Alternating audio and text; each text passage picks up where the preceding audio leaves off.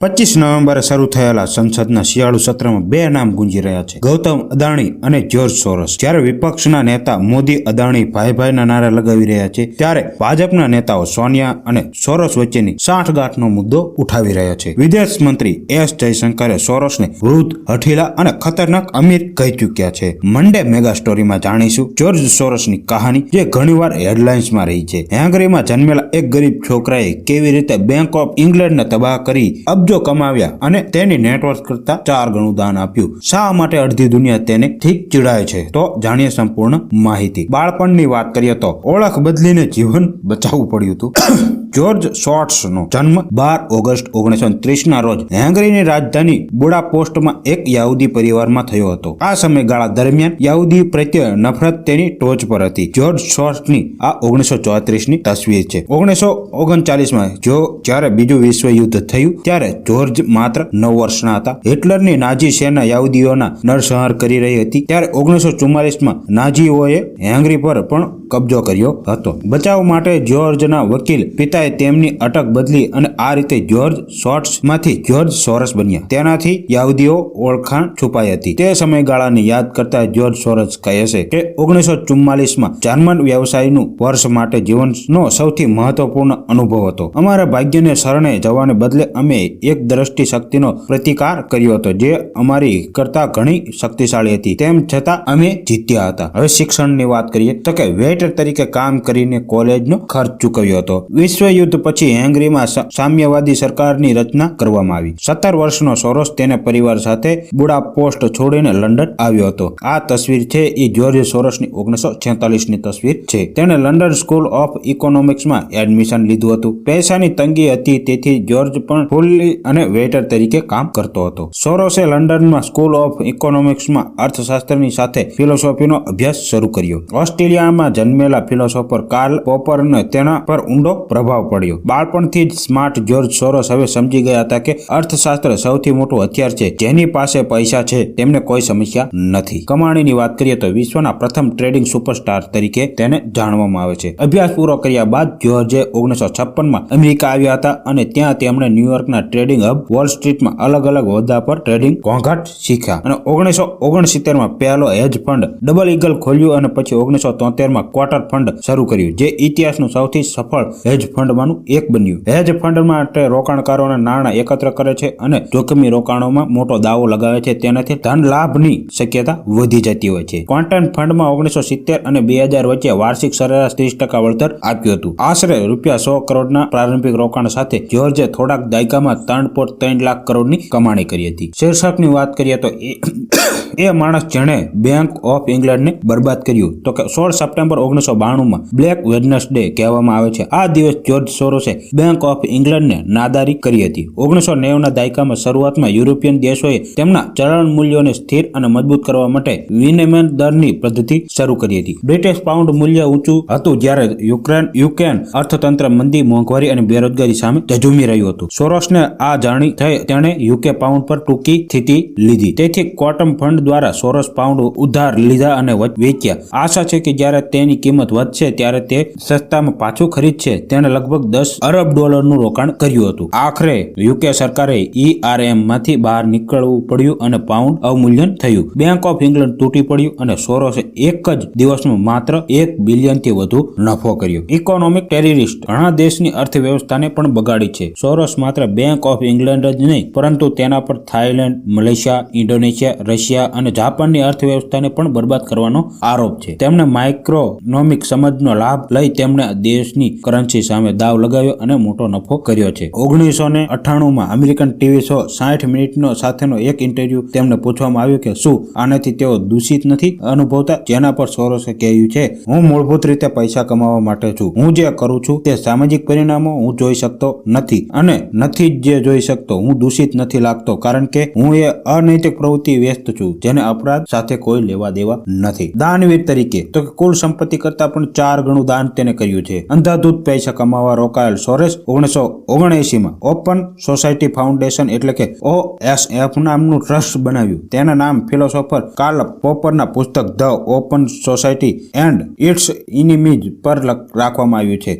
સોરોસના બાળપણમાં અનુભવ દર્શાવ્યા છે કે જે કોઈ નેતા ખૂબ શક્તિશાળી બને છે તે જીવલેણ બની જાય છે. તેથી OSF લોકશાહી, માનવ અધિકાર અને સામાજિક ન્યાય પર કામ કરે છે. OSF 100 થી વધુ દેશોમાં ફેલાયેલું છે અને એવો દાવો કરવામાં આવે છે કે સોરોસ અત્યાર સુધી તેણે માટે $32 બિલિયન એટલે કે લગભગ 2.7 લાખ કરોડનું દાન કર્યું છે. સોરોસની વર્તમાન નેટવર્થ $7 બિલિયન છે, જેનો અર્થ એ છે કે તેને અત્યાર સુધીમાં તેની નેટવર્ક કરતા 4 ગણું વધારે દાન કર્યું છે. 1999માં સોરોસની સંસ્થાએ પ્રથમવાર ભારતમાં પ્રવેશ કર્યો અને 2016માં ભારત સરકારે દેશમાં આ સંસ્થા દ્વારા ભંડોળ મેળવવા પર પ્રતિબંધ મૂક્યો હતો. પોલિટિક્સની વાત કરીએ તો પૈસાના દમ પર સત્તા બદલવાની પણ ઈચ્છા રાખે છે. સોરોસ ડેમોક્રેસીના સમર્થક છે. તેને ઘણું રાજકીય ભંડોળ કરે છે. એવા આક્ષેપ છે કે તે સત્તાને ભૂખ્યા છે અને વિશ્વના કામકાજ નિયંત્રિત કરવા માંગે છે. 2004માં એક લેખમાં તેમણે લખ્યું હતું કે હું મારી જાતને એક પ્રકારનો ભગવાન માનતો હતો. જો સાચું હોત તો મેં બાળપણમાં જ કેટલીક શક્તિશાળી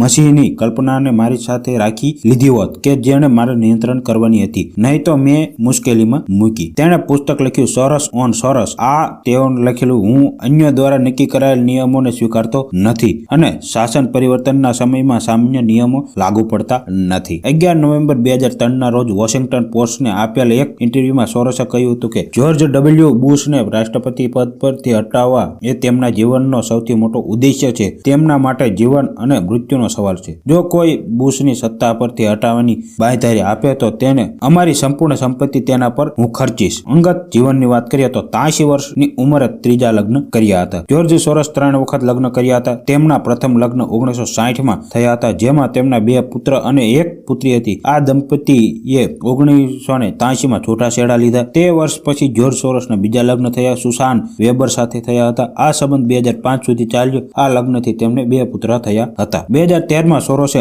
83 વર્ષની ઉંમરે ત્રીજી વાર લગ્ન કર્યા. તેમની પત્ની ટેમિકા બોલ્ટન તેમના કરતા 42 વર્ષ નાની અને સોર્સ અત્યારે 94 વર્ષના છે. વર્ષ 2023માં જ્યોર્જ સોરોસે જાહેરાત કરી હતી કે તેણે 37 વર્ષીય પુત્ર એલેક્ઝાન્ડર સોરોસ ઓપન સોસાયટી ફાઉન્ડેશન તેના બાકીના નાણાકીય સામ્રાજ્યનો વારસદાર છે. વિવાદોની વાત કરીએ તો PM મોદીને મુખ્યત્યારીવાદ નેતા ગણાવ્યા છે. જ્યોર્જ સોરોસ ઘણી વખત ભારતના વડાપ્રધાન નરેન્દ્ર મોદી, ભૂતપૂર્વ USA પ્રમુખ જ્યોર્જ બુશ અને રશિયન પ્રમુખ વ્લાદિમીર પુતિન અને ચીનના રાષ્ટ્રપતિ જિનપિંગ ને સરમુખત્યારીશાહી તરફ આગળ વધતા નેતા તરીકે ગણાવ્યા છે. 2020માં સ્વિટ્ઝરલેન્ડમાં વર્લ્ડ ઇકોનોમિક ફોરમમાં સોરોસે કહ્યું વિશ્વભરમાં રાષ્ટ્રવાદનો ઉદય મુક્ત સમાજ માટે ખતરો છે. ભારતમાં સૌથી મોટો અને સૌથી ભયાનક પ્રકરણ બન્યો છે. કાશ્મીર જેવું મુસ્લિમ બહુમતી ધરાવતું અને અર્ધ સ્વાયત્ત રાજ્યમાં કડક નિયમો લાદી નરેન્દ્ર મોદી હિન્દુ રાષ્ટ્રનું નિર્માણ કરી રહ્યા છે. 2022માં રશિયા યુક્રેન યુદ્ધ દરમિયાન જ્યોર્જ સોરોસે કહ્યું હતું જો વિશ્વ સંસ્કૃતિને બચાવવા માંગે છે તો પુતિનને વહેલી તકે હરાવવો જરૂરી છે. તેના ફાઉન્ડેશનના કામના નકારાત્મક કવરેજ પર વારંવાર યહૂદી વિરોધ હોવાનો આરોપ મૂકવામાં આવ્યો છે. યહૂદી હોવા છતાં સોરોસની નાઝી સમર્થક કહેવામાં